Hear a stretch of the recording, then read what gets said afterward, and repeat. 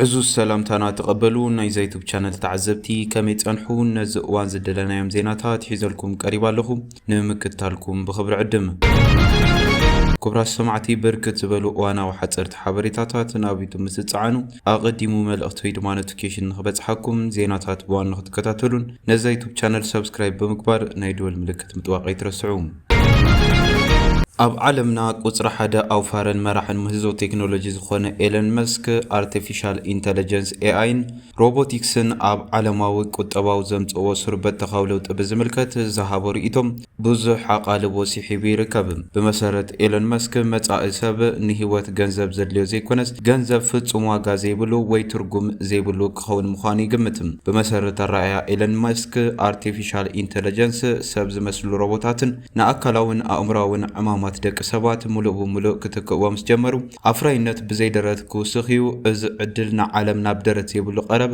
ፍርያትን ኣገልግሎታትን ናብ ዘለዎ መድረኽ ከሰጋግራይ ክብል ይገልጽ። ኣብዚ ሓድሽ ቁጠባዊ ስርዓት ዋሕዲ ዝበሃል ስለዘይህሉ ነፍሲ ወከፍ ወዲ ሰብ ዘድልዮ ንብረት ወይ ኣገልግሎት ብዘይ ዝኾነ ጸገም ክረክብ ይኽእል እዩ ዝበለ ኤለን መስክ ከም ውጽኢት ድማ ኣድማሳዊ ልዑል እቶት ክፍጠር እዩ፣ እቲ ባህላዊ ስርዓት ገንዘብ ድማ ዋግኡ ክስእን ይብል። ማስክ ገንዘብ ከም ናይ ምዕዳግ ዓቕሚ ዘይኮነስ ከም ቀሊል ስኮር ካርድ ክውዕል ከም ዝኽእል እውን ሓሳብ ቀሪብሎም። እዚ ትንቢት ኣብ መንጎ ክኢላታት ዓውድታት ቴክኖሎጂን ቁጠባን ሰፊሕ ዘተዘበገሰ ክኸውን ከሎ ገሊኦም ነቲ ሓሳብ ከም ተስፋ መጻኢ ክቆጽርዎን ከለው ገሊኦም ድማ ነዊሕ ግዜ ዝወስድን ንምትግባር ርኡይ ለውጢ ፖሊሲ ከም ዘድልዮን ይምግቱ። ናብ ተኻሊ ዜና ምስ ነምርሕ ኣብ ፈረንሳን እስጳኛን ብሰንኪ ባርዕ ጫካ ልዕሊ 300,000 ሰባት ካብ መረበቶም ተመዛቢሎም።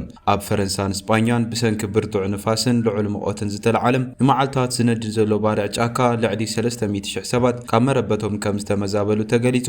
ኣባላት መጥፋእቲ ሓዊ ኣብ ደቡባዊ ምዕራብ ፈረንሳ ዘጋጠመ ባርዕ ንምግታእ ይቃለሱ እኳ እንተለው ሓያለ ንፋስ ግን ነቲ ሃልሃልታ ናብ ካልእ ከተማ የጸግዓሎም። ካልኦት 55,000 ሰባት ብቐዳም ካብቲ ቦታ ክወጽኡን ተኣዚዞም ኣለዉ። ስለዚ ድማ ኣብ ደቡባዊ ምዕራብ ግዛኣትን ጂሮንደን ላንደስን ጥራሕ ብዝሒ ዝተመዛበሉ ሰባት 250,000 በፂሑሎም። ሓያል ንፋስን ደረቕ ኣየርን ነቲ ባርዕ ንምቁፅጻር ኣጸጋሚ ከም ዝገበሮ ሰራሕተኛታት መጥፋእቲ ሓዊ ይገልጹ ኣለዉ። ፈረንሳ ነቲ ሓደጋ ንምቅላስ ሰራዊታ እውን ኣዋፊራ ኣላ። ፕሬዚዳንት ኢማኑኤል ማክሮን እቲ ዝዓነወ ዳግማይ ክህነጽ ምዃኑን መንግስቲ ኣብ ጎኖም ደው ከም ዝብልን ገሊጹሎም። ቀዳማይ ሚኒስትር እስጳኛ ፔድሮ ሳንቸዝ ብወገኑ ከቢድ እዋን ምዃኑ ብምግላጽ በቲ ባርዕ ሓዊ ሓደ ሰብ ከም ዝሞት ኣረጋጊጹ። እቲ ኣብ 7 ዕድመ ዝርከብ ሰብኣይ ኣብ መኪና ውሽጢ ሞይቱ ብመጥፋእቲ ሓዊ ተረኺቡሎም። ሚኒስትሪ ሃገራዊ ጉዳያት ፈርናንዶ ግራንድ ማርላስካ እቲ ኩነታት ካብ መዓልቲ ናብ መዓልቲ እናኸፍአ ይኸይድ ኣሎ ብምባል ኩነታት ኣየር ኣይሕግዘናን ዘሎ ክብል ኣማሪሩ። ብመሰረት ጸብጻባት እቲ ሚኒስትር ነቲ ሓደጋ ስዒቡ ኣስታት 60,000 ሰባት ካብ ዞባታት ማድሪድን ኣቪላን እስጳኛ ክመዛበሉን ከለው ኣስታት 28,000 ሰባት ግና ኣብ ዘለዎ ክጸንሑ ተዓጊቶም ይርከቡ። ነበርቲ ውሕዱ ካብ 8 ከተማታት ግዛኣት ተወለዶ ክወፁ ተኣዚዞም ኣለዉ። ንግዚኡ ትኽክለኛ ብዝሒ ህዝቢ ግን ኣይተፈልጠን ዘሎም።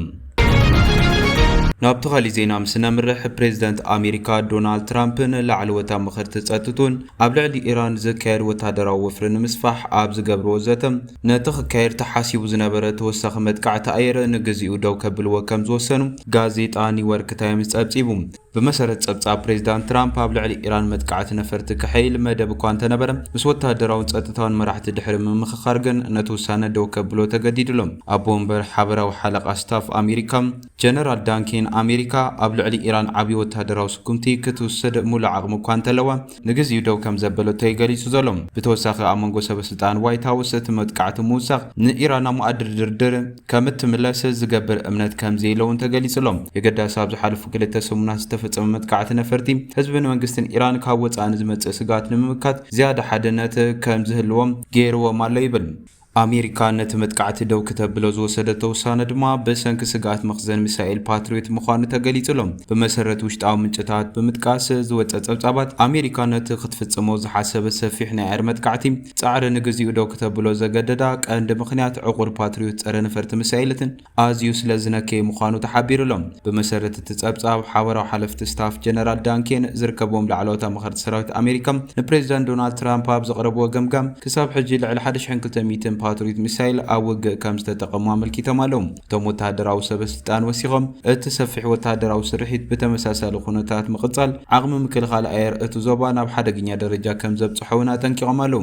ካብ ኢራን ናይ ነዊሕ ርሕቀት ሚሳይል ጸረ መጥቃዕቲ እንተሃልዩ ኣብ ልዕሊ ሰራዊት ኣሜሪካ ኣብቲ ዞባ ዝርከቡ መሻርክትን ዓብዪ ሓደጋን ጉድኣትን ከስዕብ ከም ዝኽእል ድማ ተገሊጹ ይርከብ ኣሎ።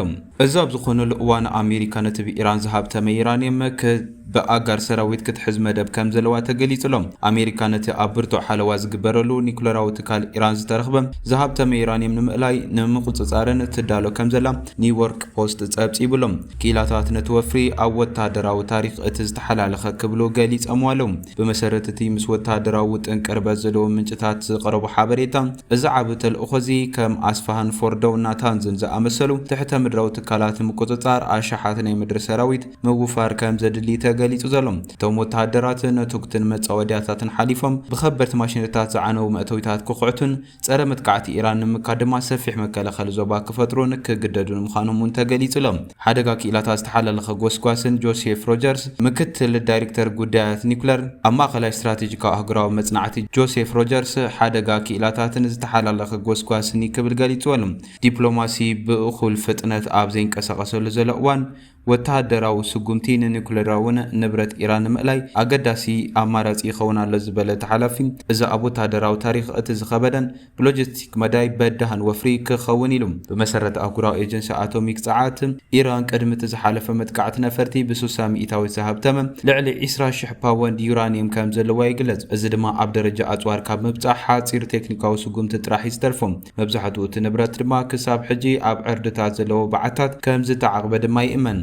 ኣብ መንጎ ኣሜሪካን ኢራንን ዝግበር ዲፕሎማሲያዊ ዝርርብ ዋላ እኳ ሕድሕዳዊ ምርድዳእ ሰደድ እንተሃለወ ደው ኢሉ ኣብ ዝኸደሉ ዘሎ እዋን ዋሽንግተን ኢራን እገዳ ንምልዓል ሙሉዕ ዕቑር ዝሃብተመ ዩራኒየም ክተረክብ ኣለዋ ኣብ ዝብል መርገፂያ ጽንዕቲ ኮይና ጸኒሓ ምህላዋ እውን ይፍለጥ።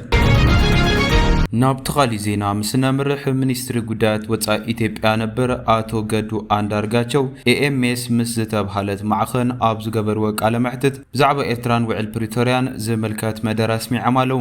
መጀመርታ መኒ መጥቃዕቲ ይሓሲቡ ዝበሉ ኣቶ ገዱ አንዳርጋቸው ስምምዕ ፕሪቶርያ ስዒቡ ሓይልታት ትግራይ ዝቐረበሎም ሕቶም ንናይ ኣምሓራ ፋኖን መንግስቲ ኤርትራን ብሓባር ንኸጥቅዑ ዝብል ነይሩ ኢሎም። በዚ ምክንያት ድማ ምስ ኤርትራ ዝነበረ ምሕዝነት ብጥልመትዩ ተዛዚሙ ክብሉ አቶ ገዱ አንዳርጋቸው ገሊጾም ኣለዉ። አቶ ገዱ አንዳርጋቸው ብምቕጻል ኣብ ቀይሕ ባሕሪ ኤርትራ ነዊሕ ኣፍ ደገ ባሕሪ ዘለዋ ሃገር እያ ዝበሉ ኮይኖም በቲ ኻሊእ ሸነኽ ቀይሕ ባሕሪ ክትቆጻጸር ትደሊ ሃገር ኣላ። እዛ ናይ ሕጂ ሓይሊ ማእኸላይ ምብራቕ ክትከውን ትደሊ ኢማራት ዓረብያ። ስለዚ ኢትዮጵያ ንኤርትራ ተጸባኢት ዝገበረቶም ሃገራዊ ረብሓ ዘይኮነስ ረብሓ ኢማራት ዓረብ እዩ። በዚ ምክንያት ኢማራት ዓረብ ወደብ ንምምዕባል ንዓሰብ ወሲዳቶ ነይራ ኣብ ሓጽር ግዜ ምናልባት እውን ኣብ 48 ሰዓታት ለቂቓ ክትወጽእ ተሓቢርዋ እዩ። ዘይኮነ ነገር ክትገብር ተረኺባ ይመስለኒ። ኣብይ ድማ ተልእኾ ኢማራት ዓረብ ንምፍጻም ኢሉ ምስ ኤርትራ ናብ ወጥሪ ኣትዩ ዘሎ ክብሉ ሚኒስትሪ ጉዳያት ወፃኢ ኢትዮጵያ ነበር ኣቶ ገዱ አንዳርጋቸው ገሊጾም ኣለዉ። ናብቲ ናይ መወዳእታ ዜና ምስ ነምርሕ ኣብ ልዕሊ ህዝቢ ትግራይ ኣንጸላሊ ዘሎ ጽንተት ንምምካት ውሽጣዊ ዓቕሚ ንምዕባይን ኩሉ ብዝከኣሎ ክረባረብ ከም ዝግባእ ፕሬዚዳንት መንግስቲ ክልል ትግራይ ዶክተር ደብረጽዮን ገሊጾም። እዚ ዝተገለጸ ኣብ ከተማ መቐለ ሻርሻይ ዘመን 7ይ ስሩዕ ጉባኤ ቤት ምኽሪ ብሄራዊ ክልላዊ መንግስቲ ትግራይ ኣብ ዝጀመረሉ እዋን እዩ። ኣብቲ ዋዕላ ዶክተር ደብረጽዮን ገብረ ሚካኤል ከም ዝገለጽዎ ኣብይ ዝመርሖ ጆኖሳይዳዊ ስርዓት ብልጽግና ካብ ኪናት ወፃኢ ካሊእ ኣማራጺ ከም ዘይብሉን ህዝቢ ትግራይ ንምጽናት ይሰርሕ ከም ዘለውን ክገልጹ ተሰሚዖም ኣለዉ። ህዝብን መንግስቲ ትግራይ ካብ ጽንተት ንምድሓን ብዘላቂ ሃለዋቱን ድሕንነቱን ንምርግጋጽ ብእዋኑ ክምክት ከም ዝግባእ ገሊጾም ኣለዉ። ውሽጣዊ ዓቕሚ ንምዕባይን ሃለዋትን ድሕንነት ትግራይ ንምርጋጽን መናእሰይ ኣሚኖም ክስለፉን ክሰርሑን ከም ዝግባእውን ዶክተር ደብረጽዮን ሓቢሮም ይርከቡ ኣለዉ። ኣባላት ቤት ምኽሪ ብወገኖም ብሰላሕታዊ መንገዲ ዝጸንሕ ዘሎ ህዝቢ ትግራይ ንምውሓስ ሓድነት ብምሕያል ጆኖሳይዳዊ ስርዓት ብልጽግና ንምምካት ኣብ ጎኒ ዓቕምታት ምኽተ ምስላፍ ይግባእ ክብሉ ተሰሚዖም ኣለዉ። ጎኒ ጎኒ እቲ ምኽተ ውሽጣዊ ዓቕሚ ንምዕባይ ማሕበራውን ኢኮኖሚያውን ጸገማት ንምፍታሕ ብዝተወደበን ዝተዋደደን ኣገባብ ክስራሕ ድማ ኣተሓሳሲቦም ይርከቡ ኣለዉ። ባርክስ ክቡራት ተዓዘብቲ ነዚ እዋን ዝደንያ ሓበሬታ ዝመስል ነይሩ። ብኻሊእ ዜና እስካዕ ንረኸብ ሰላም።